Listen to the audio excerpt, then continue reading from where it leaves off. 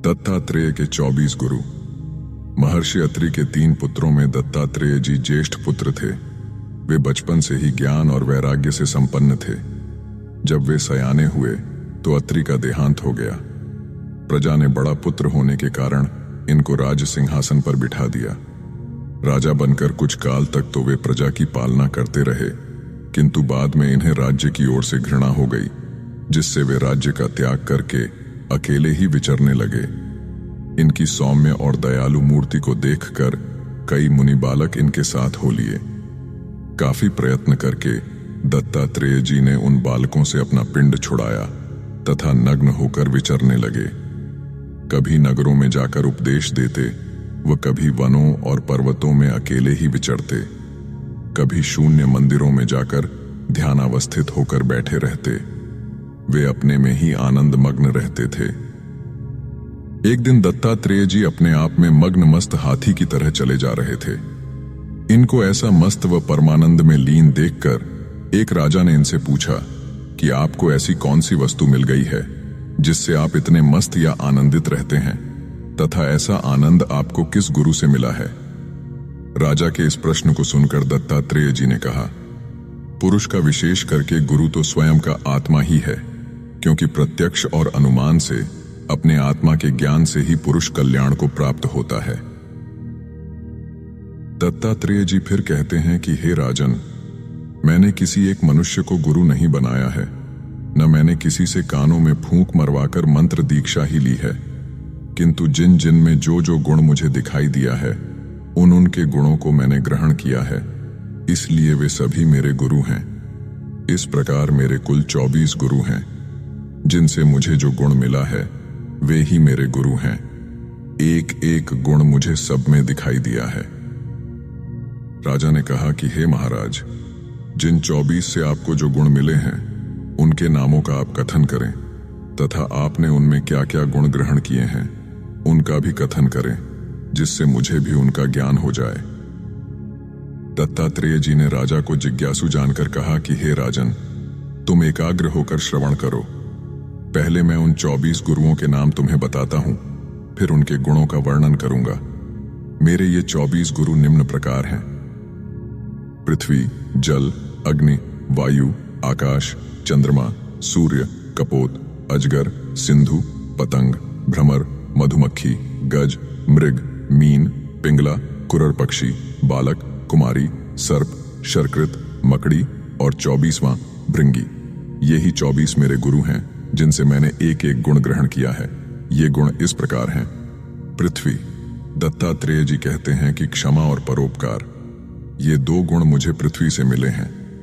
पृथ्वी को हम कितने ही प्रकार से खोदते हैं, किंतु वह हमसे बदला न लेकर क्षमा ही करती है तथा संपूर्ण जीवों का पालन पोषण ही करती है। जो पुरुष इन गुणों को ग्रहण कर लेता है वह जीवन मुक्त होकर विचरता है। मैंने पृथ्वी से इन गुणों को ग्रहण किया है। जल, दत्तात्रेय जी कहते हैं कि जल से मैंने 2 गुण ग्रहण किए हैं, स्वच्छता एवं माधुर्यता। जिस प्रकार जल स्वभाव से ही स्वच्छ और मधुर होता है, उसी प्रकार मनुष्य को भी अपने स्वभाव से स्वच्छ और मधुर होना चाहिए। उसे छल कपट से रहित होकर मधुरभाषी होना चाहिए। ये 2 गुण मैंने जल से लिए हैं। अग्नि, दत्तात्रेय जी कहते हैं कि अग्नि का अपना उदर ही पात्र है। जितनी उसकी क्षमता है उतना ही वह अपने उदर में रखती है। मनुष्य को भी जितनी उसके उदर में क्षमता है उतना ही ग्रहण करना चाहिए। इससे अधिक का संग्रह नहीं करना चाहिए। इसलिए मैंने अग्नि को भी अपना गुरु बनाया। वायु, दत्तात्रेय जी कहते हैं कि जिस प्रकार वायु निरंतर चलता रहता है किंतु किसी भी पदार्थ में आसक्त नहीं होता, उसी प्रकार मनुष्य को भी निरंतर चलता फिरता रहना चाहिए, किंतु किसी में आसक्त नहीं होना चाहिए, तथा शरीर के भीतर का वायु जो कुछ मिल जाता है उसी को ग्रहण कर संतुष्ट हो जाता है। उसी प्रकार मनुष्य को भी जो कुछ मिल जाए उसी को ग्रहण कर संतुष्ट हो जाना चाहिए। अधिक भोग की इच्छा नहीं करनी चाहिए। इसी गुण को मैंने वायु से ग्रहण किया है। आकाश, दत्तात्रेय जी कहते हैं कि हे राजन, जिस प्रकार आकाश में सूर्य, चंद्र, तारागण, वायु, बादल आदि होते हैं, किंतु आकाश का किसी से कोई संबंध नहीं होता। वह सदा असंग ही रहता है। वह व्यापक भी है और असंगमी है। उसी प्रकार आत्मा भी असंग और व्यापक है। शरीर के साथ भी आत्मा का कोई संबंध नहीं है और संसार में रहकर भी आत्मा किसी में लिप्त नहीं होता। इस असंगता के गुण को मैंने आकाश से लिया है, इसलिए आकाश को मैंने अपना गुरु बनाया है। चंद्रमा। दत्तात्रेय जी कहते हैं कि जिस प्रकार चंद्रमा सर्वकाल में एक रस रहता है, न घटता है न बढ़ता है, वह पूर्ण ही रहता है, किंतु पृथ्वी की छाया पड़ने से वह घटता बढ़ता ज्ञात होता है, किंतु उसका स्वरूप न घटता है न बढ़ता है। वैसे ही आत्मा भी पूर्ण है, वह घटती बढ़ती नहीं है, वह सर्वकाल में एक रस रहती है। आत्मा की पूर्णता का ज्ञान मैंने चंद्रमा से लिया है, इसलिए हे राजन, मैंने चंद्रमा को भी अपना गुरु माना है। सूर्य। दत्तात्रेय जी कहते हैं कि हे राजन, मेरा 7वां गुरु सूर्य है। जिस प्रकार सूर्य अपनी किरणों से पृथ्वी तल से जल को खींचकर फिर समय पर उसका त्याग कर देता है, उसी प्रकार विद्वान पुरुष को भी अपनी इंद्रियों से विषयों को ग्रहण कर फिर उनका त्याग कर देना चाहिए। इस गुण को मैंने सूर्य से ग्रहण किया है, जिससे वह भी मेरा गुरु है। कपोत। दत्तात्रेय जी आगे कहते हैं कि हे राजन, मेरा 8वां गुरु कपोत है। स्नेह ही मनुष्य की मृत्यु का कारण बनता है, इसलिए मनुष्य को स्नेह का त्याग करना चाहिए। इसका एक उदाहरण मैंने कपोत में देखा कि कपोत किस प्रकार स्नेहवश अपने प्राण गंवा देता है। एक बार मैंने देखा कि वन में एक वृक्ष के ऊपर एक कपोत और कपोतिनी दोनों रहते थे। उन्होंने उसी वृक्ष पर बच्चों को भी उत्पन्न किया। जब वे बच्चे बड़े हुए तो वे वृक्ष के नीचे उतरकर इधर उधर खेलने लगे। एक बार एक बहेलिया वहां आया और उसने अपना जाल बिछाकर उन बच्चों को उसमें फंसा दिया। इस पर कपोतिनी ने स्नेहवश सोचा कि जिसकी संतति मारी जाए उसका जीने के बनिस्वत मरना ही अच्छा है। ऐसा सोचकर वह कपोतिनी भी उसी जाल में गिर पड़ी तो बहेलिये ने उसे भी पकड़ लिया। इस पर कपोत ने भी स्नेहवश ऐसा ही विचार किया कि जिसका परिवार ही नष्ट हो जाए उसका जिंदा रहने से क्या लाभ है। ऐसा सोचकर कपोत भी उसी जाल में गिर पड़ा। बहेलिये ने उसे भी पकड़ लिया और चल पड़ा। हे राजन, स्नेह के वश में होकर ही वे कपोत और कपोतिनी मारे गए। मनुष्य के जन्म और मरण का कारण स्नेह ही है, इसलिए वीतरागी पुरुष को स्नेह का त्याग करना चाहिए। यही मोक्ष का साधन है। इस स्नेह त्याग का गुण मैंने कपोत से सीखा है, इसलिए कपोत भी मेरा गुरु है। अजगर। दत्तात्रेय जी कहते हैं कि हे राजन, जिस प्रकार अजगर एक स्थान पर पड़ा रहता है और अपने भोजन के लिए भी यत्न नहीं करता, जो कुछ उसे दैव योग से मिल जाता है उसी से संतुष्ट रहता है, उससे अधिक की भी वह इच्छा नहीं करता, न संग्रह ही करता है, उसी प्रकार सन्यासी को भी ईश्वर में विश्वास रखकर जो कुछ मिल जाता है उसी से संतुष्ट रहना चाहिए। न अधिक की इच्छा करनी चाहिए, न संग्रह ही करना चाहिए। सबका पोषण करने वाला ईश्वर है। मलुकदास जी ने भी इसी तथ्य को लेकर कहा है, अजगर करे न चाकरी, पंछी करे न काम, दास मलुका कह गए सबके दाता राम। सन्यासी का ऐसा ही व्यवहार होना चाहिए, इसलिए यह गुण मैंने अजगर से सीखा है, उसे भी मैंने अपना गुरु माना है। सिंधु। दत्तात्रेय जी कहते हैं कि हे राजन, मैंने समुद्र को भी अपना गुरु माना है।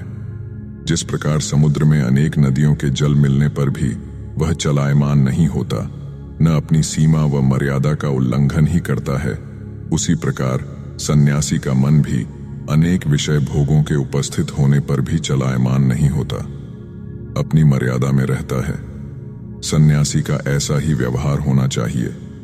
यह गुण मैंने सिंधु से सीखा है, इसलिए वह भी मेरा गुरु है। मन को अडोल रखना सन्यासी का गुण है। पतंग। सृष्टि में 5 भूत पदार्थ हैं, आकाश, वायु, अग्नि, जल और पृथ्वी। इनके 5 विषय हैं, आकाश का शब्द, वायु का स्पर्श, अग्नि का रूप, जल का रस और पृथ्वी का गंध। इन विषयों को ग्रहण करने के लिए 5 ज्ञानेंद्रियां हैं, जिनसे इन विषयों का ग्रहण होता है। ये इंद्रियां हैं कान, त्वचा, आंखें, जिह्वा तथा नासिका। कान शब्द को ग्रहण करते हैं, त्वचा स्पर्श का अनुभव करती है, आंखें रूप को ग्रहण करती हैं, जिह्वा रस को ग्रहण करती है तथा नासिका गंध का अनुभव करती है। इन विषयों के प्रति आसक्ति ही मनुष्य के पतन का कारण बनती है। इसलिए सभी ज्ञानियों ने इन विषयों के प्रति आसक्ति के त्याग को ही मुक्ति का साधन माना है। अष्टावक्र राजा जनक से कहते हैं कि हे प्रिय, यदि तू मुझे चाहता है तो विषयों को विष के समान छोड़ दे। इन विषयों के चंगुल में फंसे हुए की किस प्रकार दुर्गति होती है, इसके विषय में शंकराचार्य जी कहते हैं कि अपने अपने स्वभाव के अनुसार शब्दादि 5 विषयों में से केवल एक एक से बंधे हुए हिरण, हाथी, पतंग, मछली और भौरें मृत्यु को प्राप्त होते हैं। फिर इन 5 से जकड़ा हुआ मनुष्य कैसे बच सकता है? दत्तात्रेय जी भी इसी सत्य को पतंग, भ्रमर, मधुमक्खी, गज, मृग और मीन का उदाहरण देकर कहते हैं कि वे सभी एक एक विषय की ओर आसक्त होकर अपने प्राण गंवा देते हैं। इसलिए मनुष्य को इन विषयों से आसक्त न होकर इनके प्रति वैराग्य धारण करना चाहिए, जिससे उसकी दुर्गति न हो। वे यहाँ पतंगे का उदाहरण देकर कहते हैं कि जिस प्रकार पतंगा रूप से मोहित होकर दीपक अथवा अग्नि की ओर आकर्षित होकर अपने प्राण ही गंवा देता है, उसी प्रकार मनुष्य स्त्री के रूप में मोहित होकर उसकी ओर आकर्षित होता है, तो इससे उसकी मुक्ति संभव ही नहीं है। वह जन्म मृत्यु के चक्र से कभी छुटकारा नहीं पा सकता। अनित्य भोगों की ओर आकर्षित होने वाला नित्य भोगों से वंचित ही रहता है। दत्तात्रेय जी कहते हैं कि यह गुण मैंने पतंगे से सीखा है, इसलिए वह भी मेरा गुरु है।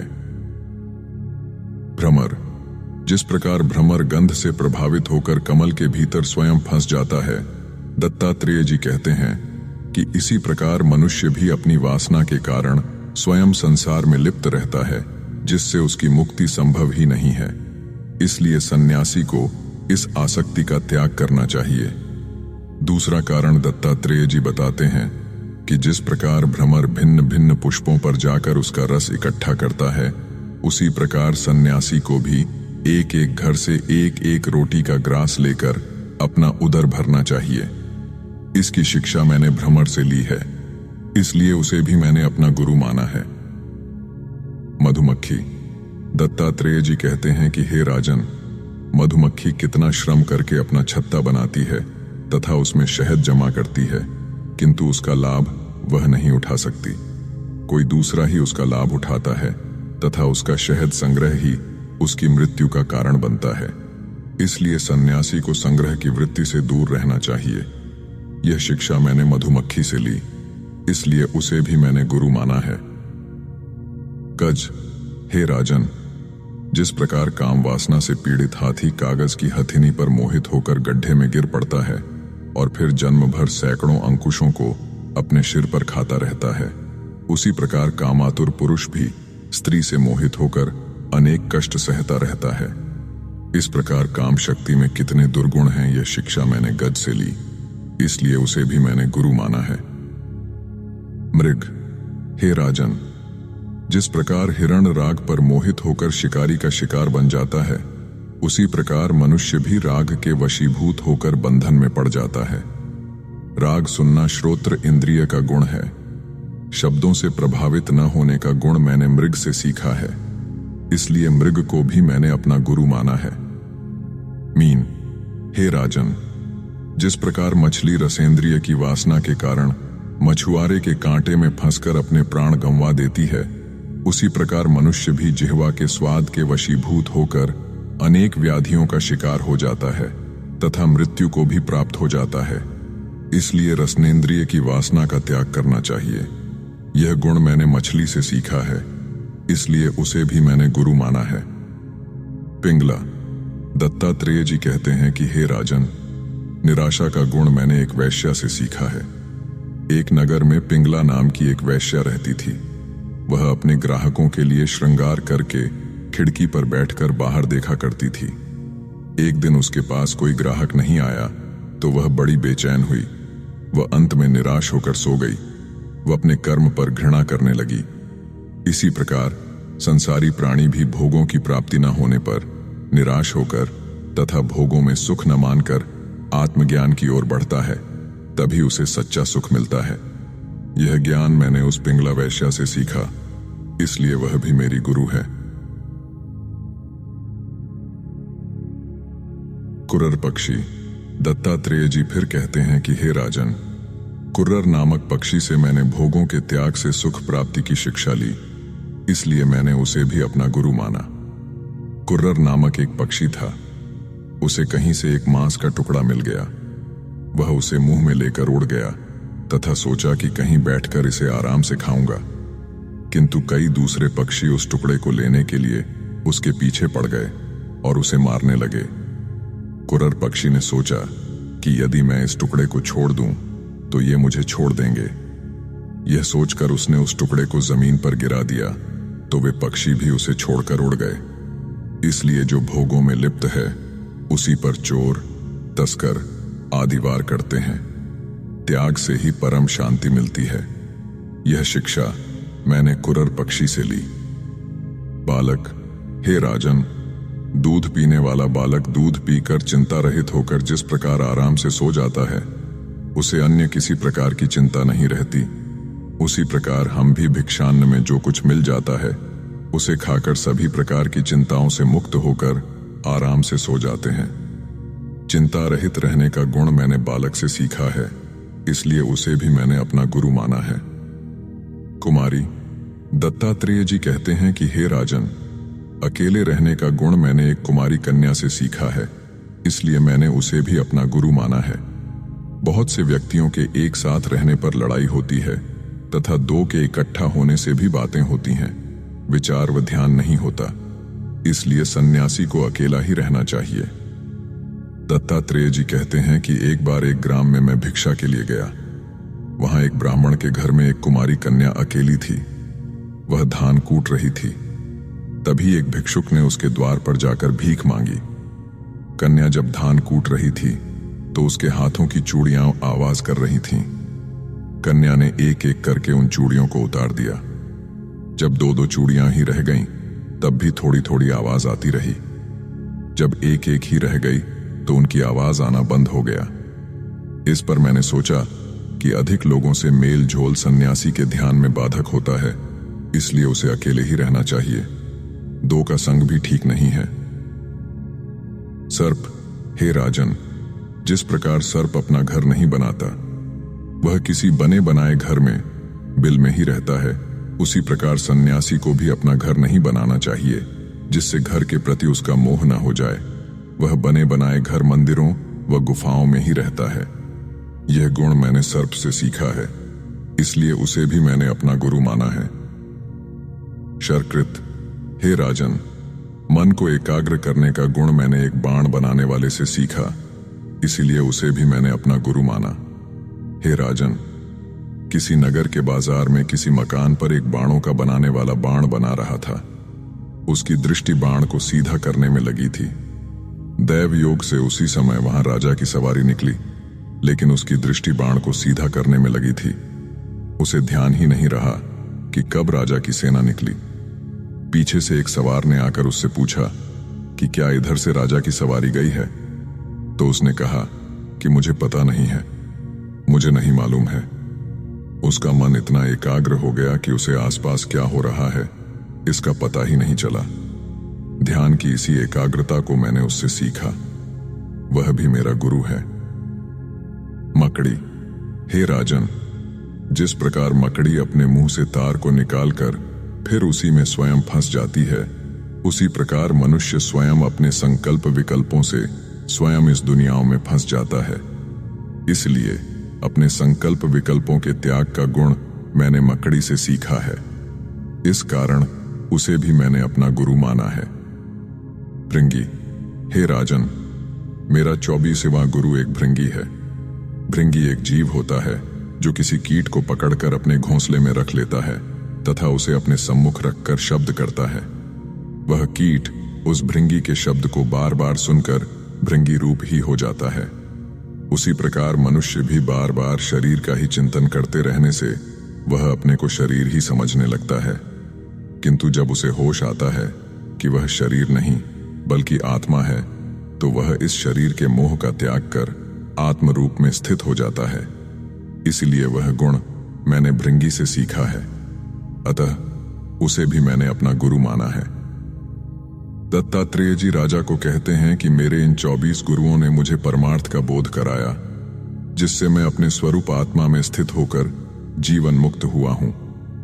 अब मैं परमानंद में स्थित हूं, अतः मैं समस्त चिंताओं से मुक्त होकर विचरता हूं। दत्तात्रेय जी के ज्ञानोपदेश को सुनकर राजा भी सांसारिक मोह का त्याग कर आत्मानंद का लाभ ले सका। संसार में सर्वत्र द्वैत दिखाई देता है, जो केवल अज्ञान मात्र है, तथा इस द्वैत का कारण मन है। यह द्वैत आत्मज्ञान के कारण ही दिखाई देता है, जो भ्रांति मात्र है। इस भ्रांति का निराकरण आत्मज्ञान के बाद ही होता है, जिससे सर्वत्र एकत्व की अनुभूति होती है। आत्मज्ञान के बाद ही ज्ञानी को ब्रह्म एवं आत्मा की सर्वव्यापकता का बोध होता है, जिससे द्वैत की सभी भ्रांतियां निर्मूल हो जाती हैं। सभी अद्वैत ग्रंथों में अद्वैत को समझाने के लिए ही द्वैत का प्रयोग किया गया है, जो अज्ञानियों को समझाने के लिए है, किंतु यह वास्तविक नहीं है। अज्ञानी जन इसे वास्तविक मानकर इससे संघर्ष करने लग गए, जिससे वे आत्मज्ञान से वंचित ही रहे। वे ब्रह्म ईश्वर आत्मा जीव, जगत जीवात्मा जड़ चेतन, शरीर मन बुद्धि, निराकार साकार, निर्गुण सगुण, सृष्टि सृष्टा, शुभ अशुभ, बंधन मोक्ष, व्याप्य व्यापक आदि में भेद करते रहे, जिससे ये उस परम तत्व ब्रह्म के ज्ञान से अनभिज्ञ ही रहे। सर्वत्र एकत्व की अनुभूति वे नहीं कर सके। ये सभी द्वंद्व वास्तविक नहीं है, जिनकी प्रतीति मन के कारण होती है, जो भ्रम मात्र है, वह मिथ्या धारणा है, जो अज्ञान की उपज है। इनका निराकरण आत्मज्ञान के बाद ही होता है। आत्मा में द्वैत है कि नहीं, किंतु आत्मज्ञान के अभाव में ये सत्य जैसे भासते हैं। एकमेवाद्वितीयम की अनुभूति आत्मज्ञानी को ही होती है। जब दूसरा कोई तत्व सृष्टि में है ही नहीं, तो फिर यह द्वैत कहां से आ गया? अज्ञानी इसी को सत्य मानकर भटक रहे हैं, जिससे उनके ज्ञान के द्वार ही बंद हो गए। ये सत्य को न जान सके। दत्तात्रेय जी कहते हैं कि मैं ज्ञान को उपलब्ध हुआ।